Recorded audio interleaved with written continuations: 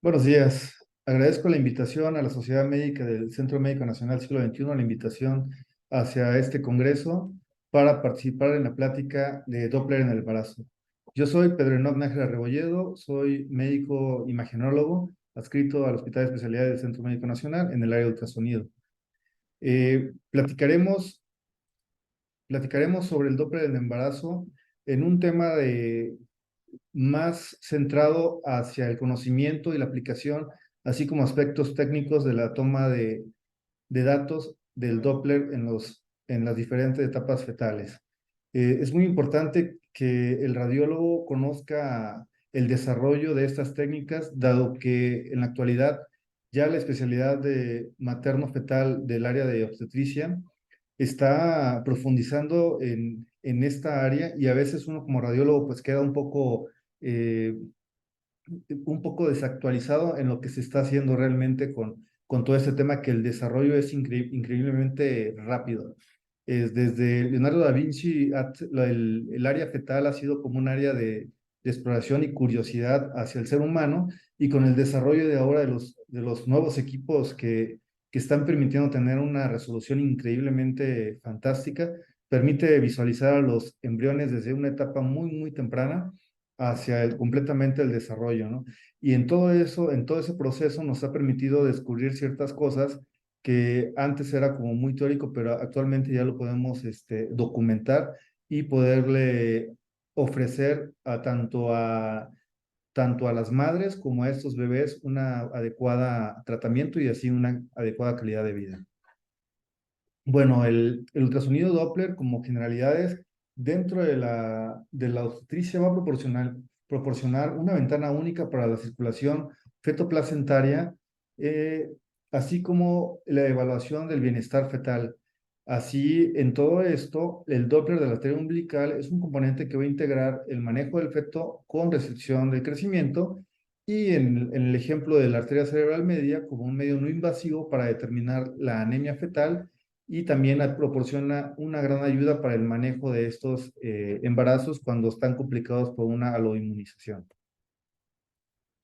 El enfoque está estandarizado para cada vaso y tiene que ser como muy esencial para tener resultados reproductibles y así como tal fiables, donde las recomendaciones que se da siempre es magnificar el área de interés.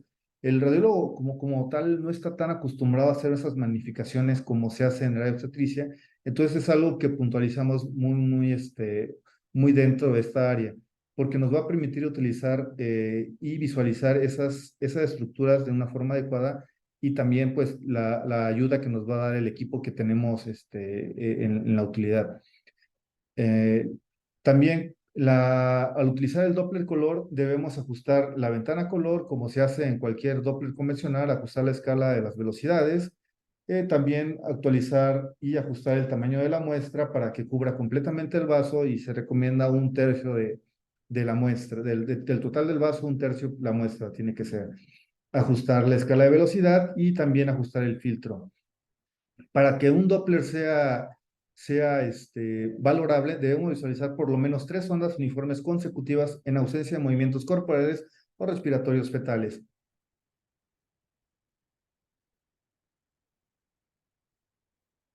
Es importante obtener un trazo continuo de la onda desde el comienzo del ciclo hasta el final.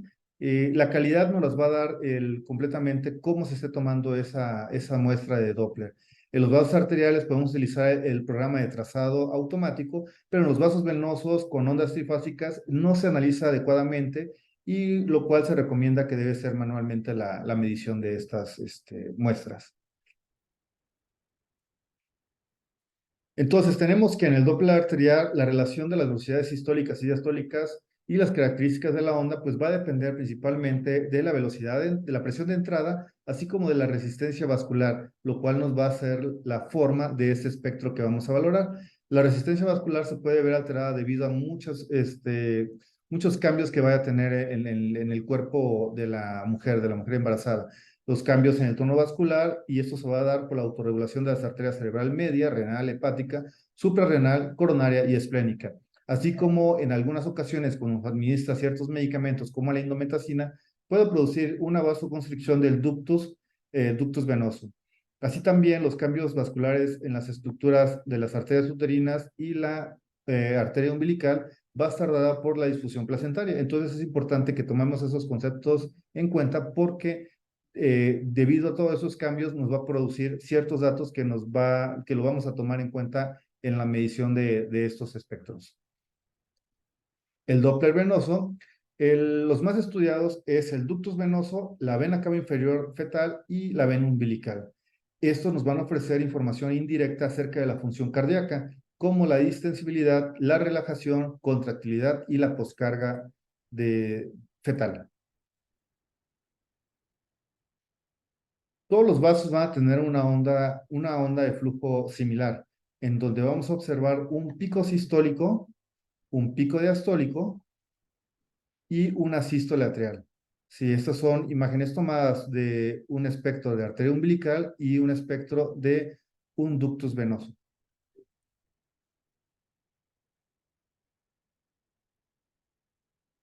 Mm, Para empezar a realizar la que es el estudio del Doppler fetal, tenemos que tener una imagen mental de lo que es la circulación fetal.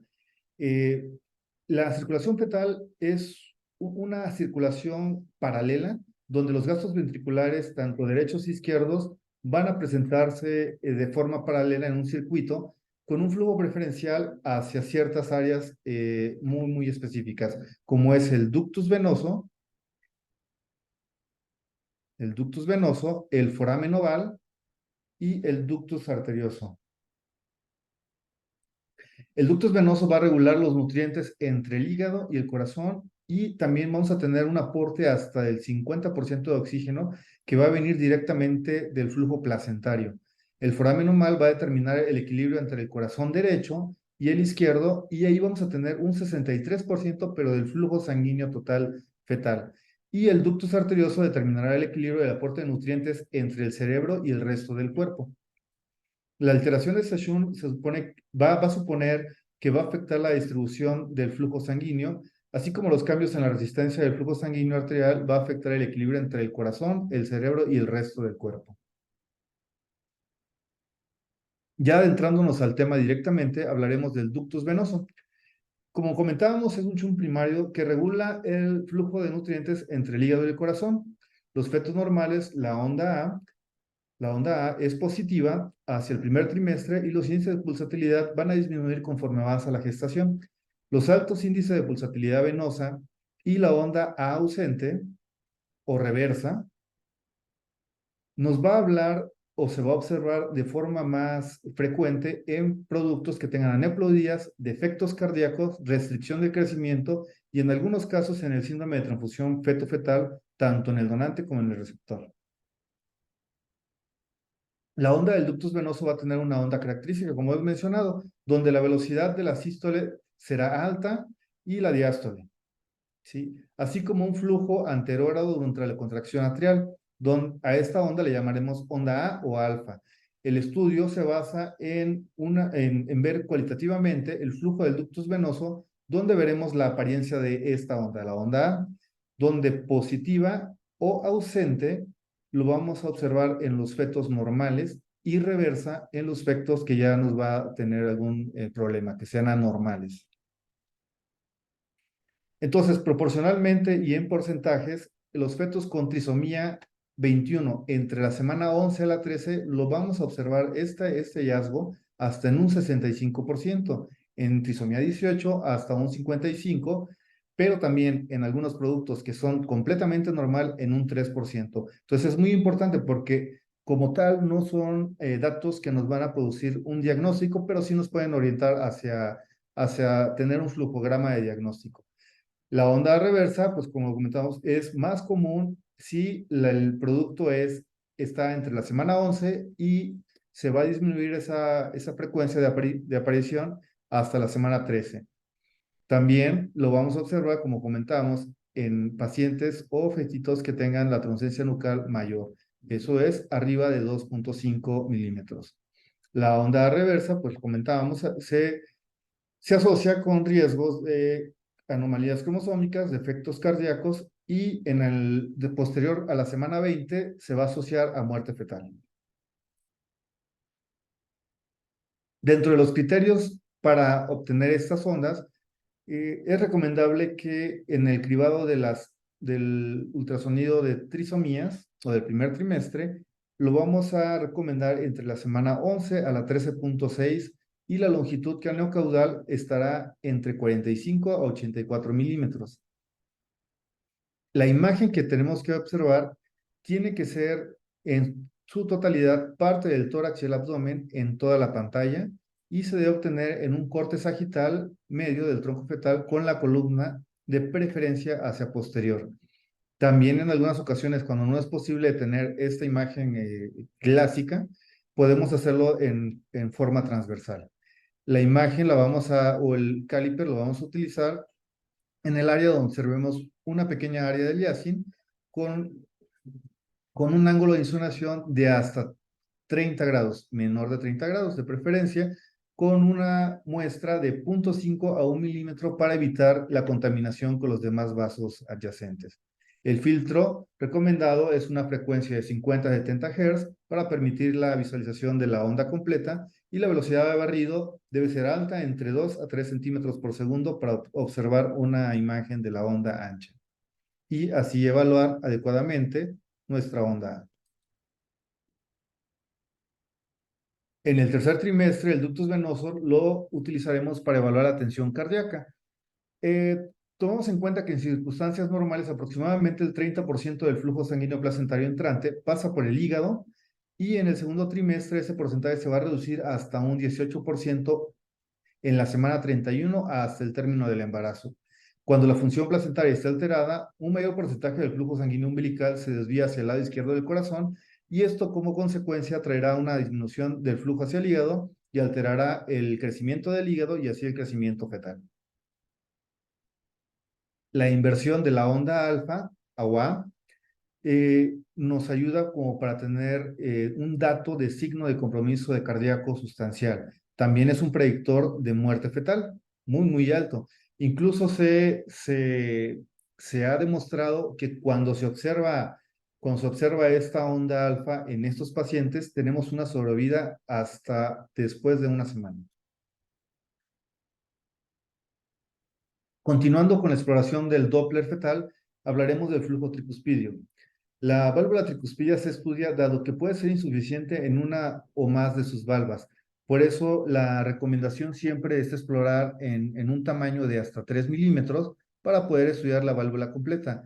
La importancia de esta válvula es que en algunos pacientes con trisomías o problemas cardíacos, la válvula tricuspidia va a presentar una regurgitación y es por eso la importancia del estudio de la válvula.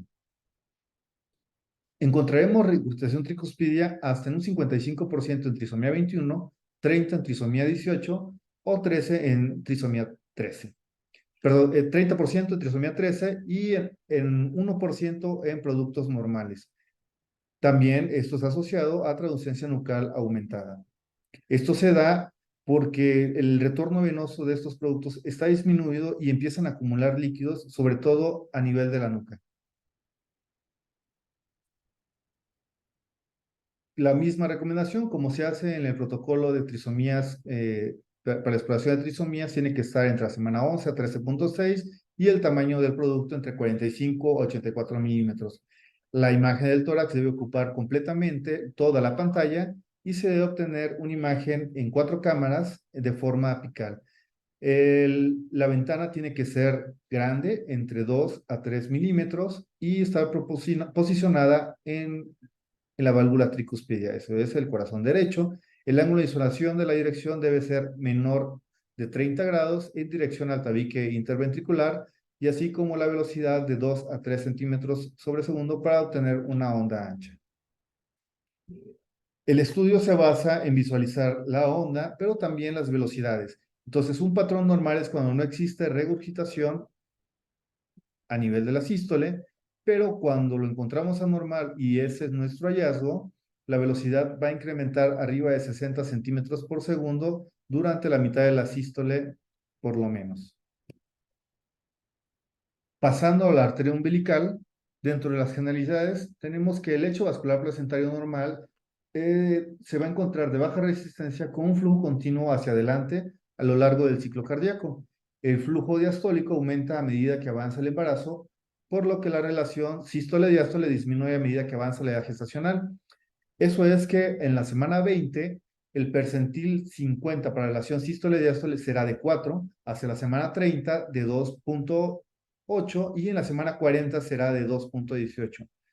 Entonces, en la práctica actual clínica, la relación sístole-diástole y la presencia del flujo diastólico final ausente o invertido se utilizarán para controlar la restricción del crecimiento fetal y para clasificar el síndrome de transfusión de gemelo a gemelo. ¿Dónde se toma la muestra? Bueno, ya actualmente ya se han hecho múltiples estudios donde la recomendación que se realiza por la Sociedad de Medicina Materno-Fetal menciona que tiene que ser a nivel de la inserción, dado que la resistencia será más alta en ese punto. Dentro de las recomendaciones, como en cualquier toma de muestra de Doppler fetal, lo ideal es que siempre el feto esté en un punto donde esté estático, descansando y pues no respirando. El ángulo tiene que ser cercano a cero para tener un mejor resultado del desplazamiento de Doppler y obtener las ondas más características. Se medirá la relación sístole-diástole y también se tiene que tomar nota entre el flujo diastólico final o el flujo diastólico final inverso, si es intermitente o sostenido.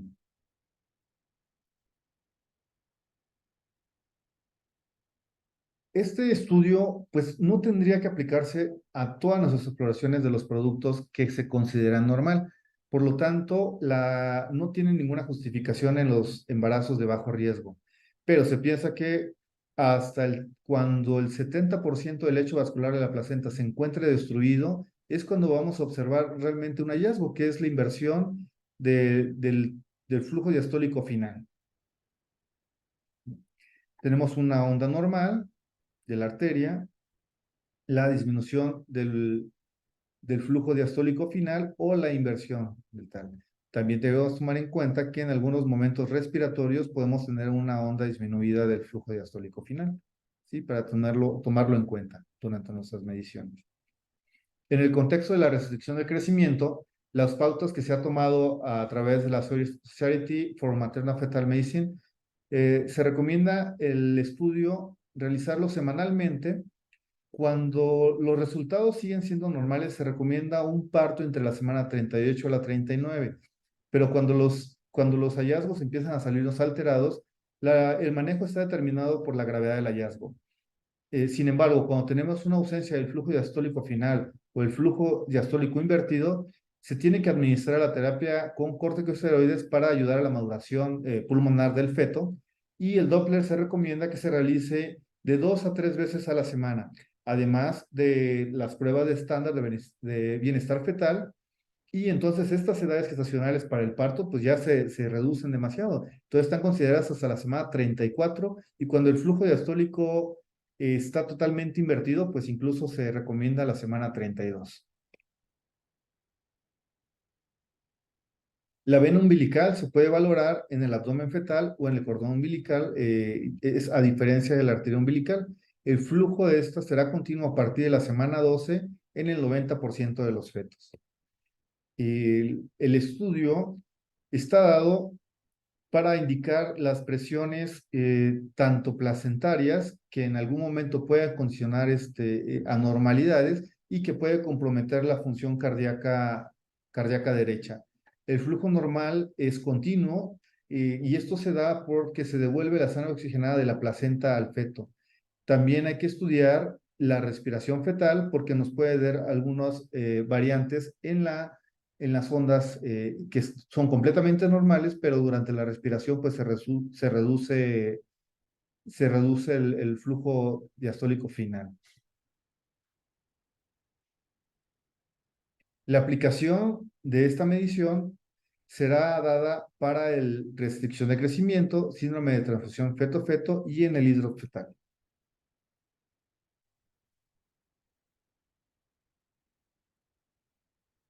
Específicamente en la restricción de crecimiento, ¿cuál es la utilidad? Bueno, los índices, vamos a tener dos patrones, ¿no? En el pequeño que está desnutrido y en el pequeño que es anormal completamente. Los índices de pulsatilidad en la arteria uterina y umbilicales incrementados se observan en estos bebés, pero la arteria cerebral media se encontrará disminuida. Los pratones en la frecuencia cardíaca fetal y el flujo del ductus venoso pueden encontrarse anormales. En el pequeño normal, el feto puede tener anomalías sugerentes de aneuploidías, síndromes genéticos o alguna infección congénita. El patrón en la frecuencia cardíaca y los índices Doppler de la circulación fetal o placentaria pueden ser normales o anormales. En ambos casos, una ecografía tras 2 semanas puede mostrar una disminución de la velocidad de crecimiento.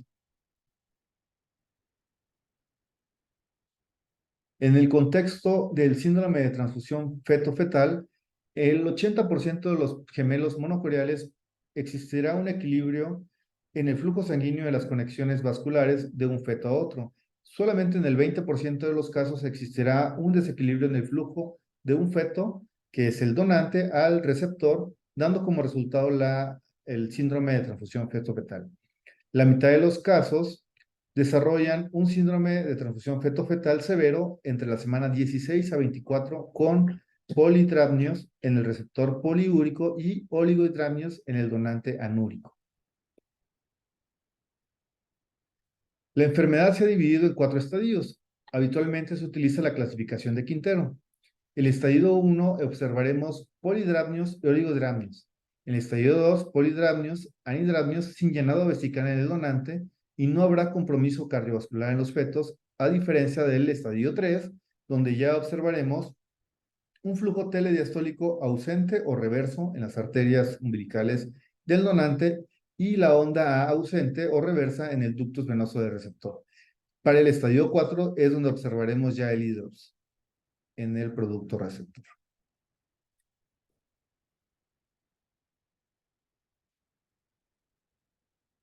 Pasamos pues a la arteria cerebral media.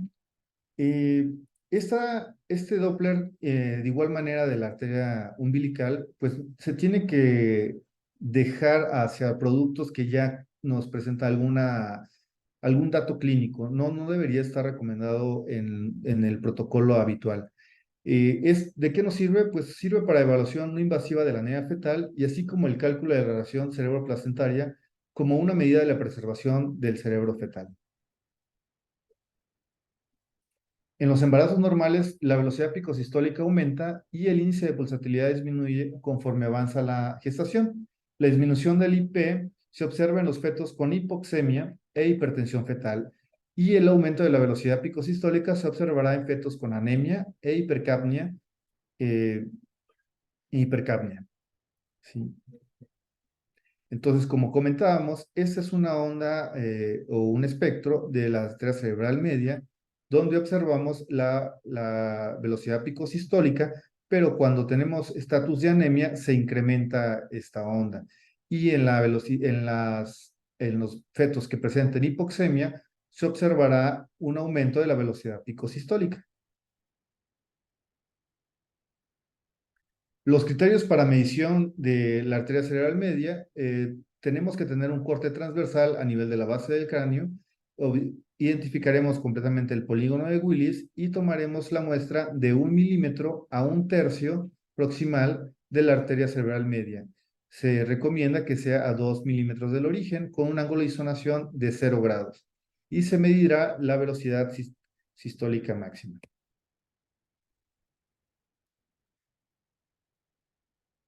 La aplicación más común de la medición de la velocidad sistólica del pico de la arteria cerebral media es el seguimiento de pacientes con riesgo de anemia fetal debido a la inmunización. También se puede utilizar en algunas otras causas de anemia, como en infecciones virales, como por ejemplo el parvovirus, o cuando existe alguna anemia secundaria debido a un sangrado de algún tumor fetal. También en la evaluación de anemia policitemia de gemelos en embarazos monocoriónicos.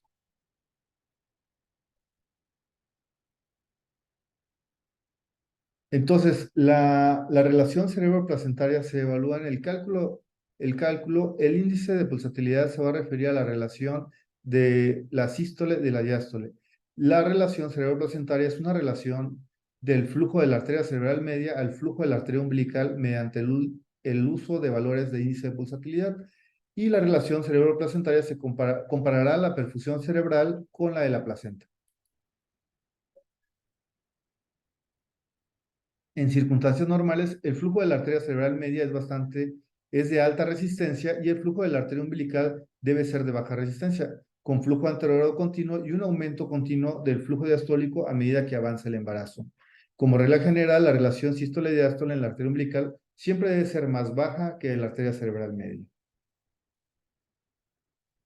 Entonces, ¿cuándo vamos a tener algún hallazgo? En respuesta a la hipoxia, el feto desvía el flujo sanguíneo de la sangre del cerebro, lo que aumenta el flujo diastólico en la arteria cerebral media y disminuye el índice de pulsatilidad y altera la relación flujo de la arteria umbilical, disminuyendo el volumen telediastólico.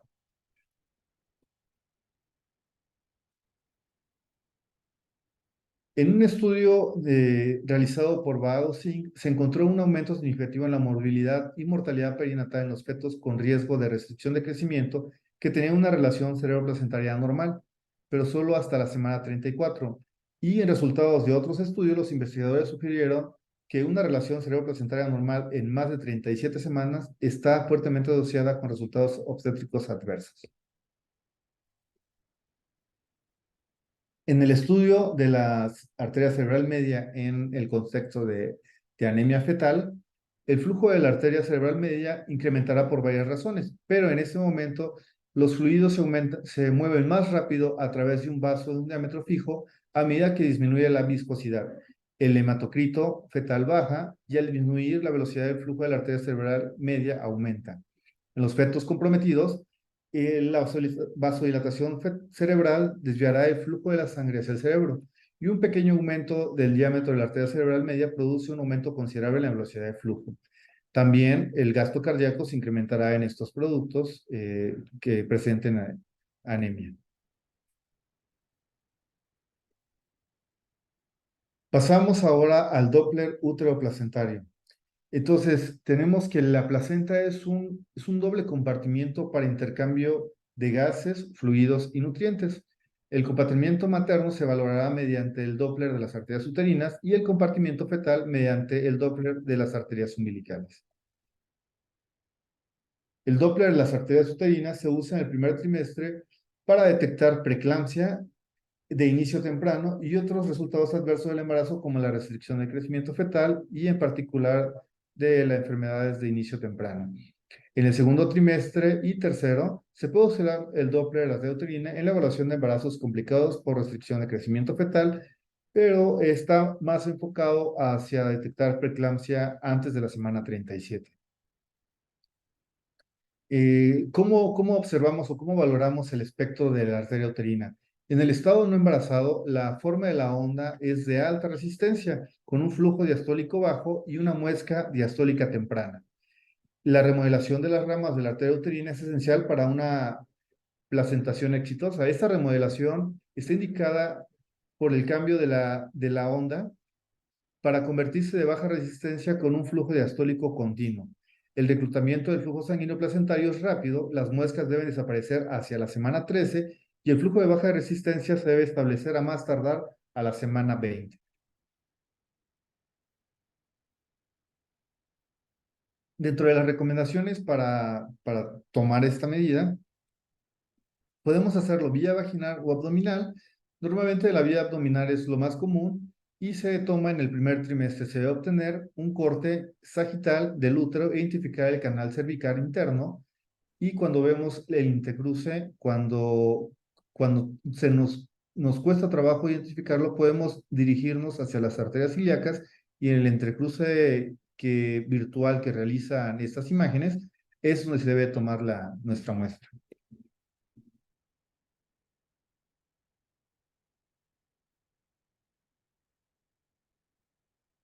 Tras identificar las arterias uterinas, utilizamos el Doppler pulsado con un tamaño de muestra de 2 milímetros para tratar de incluir todo el vaso con un ángulo de insolación menor a 30 grados, donde el pico sistólico máximo debe ser mayor a 60 centímetros sobre segundo, como para asegurar que se trate de una arteria uterina y no de la arcuata.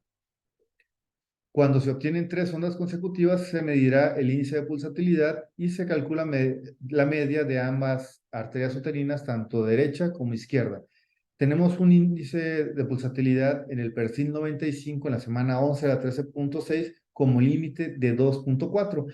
Todos estos datos de Doppler ya actualmente nos ayuda las calculadoras de la Fetal Medicine Foundation y que nos permite graduar e incluso nos da un resultado donde nos indicará si es de alto, mediano o alto riesgo.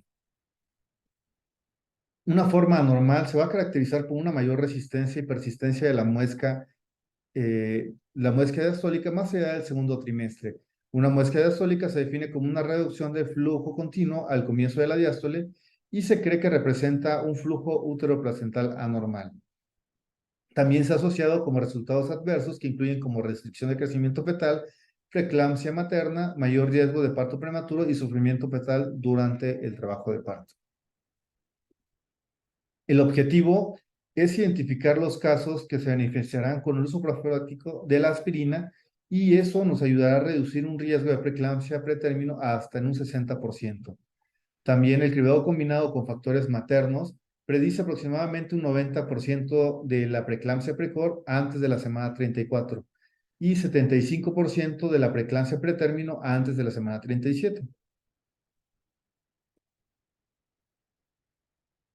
Después, en la semana 20, 24 y 30, 34, el objetivo de la toma de muestra de las arterias uterinas es más para estimar el riesgo específico de cada paciente de desarrollar preeclampsia y en base a él definir el manejo del embarazo, incluyendo la programación y contenido de las visitas sucesivas para realizar estudio de estos productos, tanto de la madre como del bienestar fetal. El cribado combinado con factores maternos nos va a ayudar a predecir antes de la semana 34 con una tasa de positivos del 10%.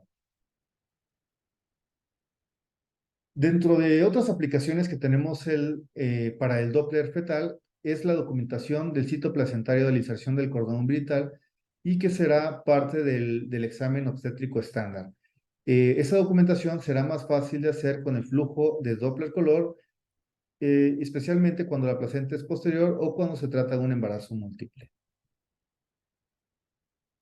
Normalmente el cordón umbilical se inserta en el disco placentario, puede tener una inserción marginal o velar, y la inserción marginal se define como una unión placentaria a 2 centímetros del borde placentario. El sitio placentario de la inserción del cordón umbilical debe documentarse en los planos longitudinal y transversal, ya que la inserción del cordón marginal puede no ser tan evidente si se toma solamente en un solo plano. El cordón veloplacentoso se inserta en las membranas en lugar del disco placentario. Los vasos umbilicales pueden atravesar esas membranas y llegar a la placenta y al hacerlo están desprotegidos de la gelatina de Wharton y los recubrimientos resistentes del cordón. Si los vasos desprotegidos atraviesan el cuello uterino, pues corre el riesgo de una condición que se conoce como vasa previa y pues evidentemente durante en el trabajo de parto romperse y producir una hemorragia completa, una hemorragia que pone en riesgo tanto para el producto como para la madre. La calculadora Doppler, como comenzábamos, nos va a ayudar para poner aquí nuestros resultados, tanto del índice de pulsatilidad de la arteria uterina, de la arteria cerebral media, y así como la relación cerebro-placentaria.